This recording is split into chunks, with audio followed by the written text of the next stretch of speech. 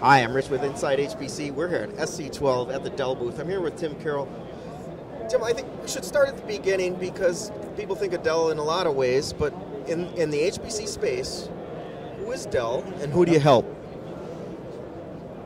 Our primary customer, this goes back to 6 years ago when I got here, we had a fundamental decision to make. Are we an HPC vendor? Are we a supercomputing vendor? And we said no, we're a research computing vendor.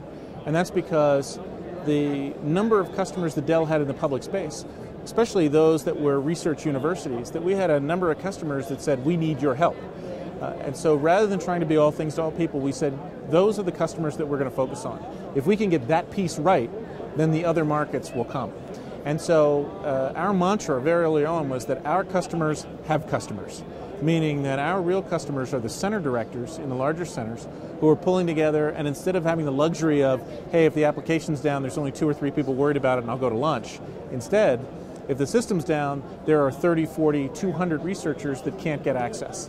And so there are some different design criteria when you're talking about a center director as opposed to an individual researcher. So we believe that our real customer is the person who's serving a broader research community, and we're helping them do that. Well, let's talk about some examples there, because it is the end user. I mean, when I look around this booth, it's all about science, it's all about applications. Yeah. And yet, we're in a time when science is kind of under, I don't want to say attack, but it's certainly under pressure. Yeah, it's it's interesting because when you work at Dell, which is a multinational corporation with a vast number of customers, it's really interesting how within Dell people understand that our customers are scientists. Our customers are people who are doing research. In a way, we're more attuned to how important the science is because we see other pieces of the business. But to that end, it's also hard to watch sometimes as we see funding cuts. We see customers on the verge of great breakthroughs, that it's not always just a question of more money, but it's about stability and some of those other things. And so I feel like that science is under attack, but I think that the technology brings so many great opportunities for so many great breakthroughs for the rest of society, just like the rest of Dell understands the impact.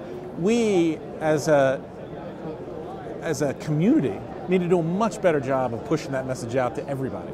Okay, so you guys had a very big announcement this week, Top 500, the Stampede system at TAC. Yeah. This is a large-scale system. TAC is like a central resource for researchers from all over the country, aren't they? It's interesting because we have built our business fundamentally with an absence of machines on Top 500 because it was never really our focus. Because it costs money to go run Top 500. We would rather spend the $30,000 that you would spend getting on Top 500, we'd rather spend it on a researcher to go help them do something else in biology or proteomics or chemistry or whatever it is, which is what we've done. So where that brings us is that TAC is actually our longest and most solid collaboration. And that started with a couple of people saying, hey, we've got an idea. We were thinking about seeing if we could get IB to run into the back of an Intel cluster, and the next thing you know, Lone Star was born, right? And it was the largest IB cluster deployed. And since then, actually, the thing that we're most proud of at TAC, I mean, it's great to get a Top 500 run. It's great to have a machine that's clearly groundbreaking, but we still, our collaboration with TAC means that things like we served up more research cycles to people on the TeraGrid than any other vendor. Even though we didn't have the biggest machine, we had more machines out there running more science. And TAC has always embodied that same philosophy that we did, that it's not necessarily about the biggest machine, it's how many researchers you can touch with the ones that you've got. But it just so happened that for TAC, all things came together at the same time. Years and years of doing really good science on pretty big machines at the same time that we had an opportunity to do some groundbreaking science on a huge one. Well, while we're on that, I wanted to talk about the research project with curing.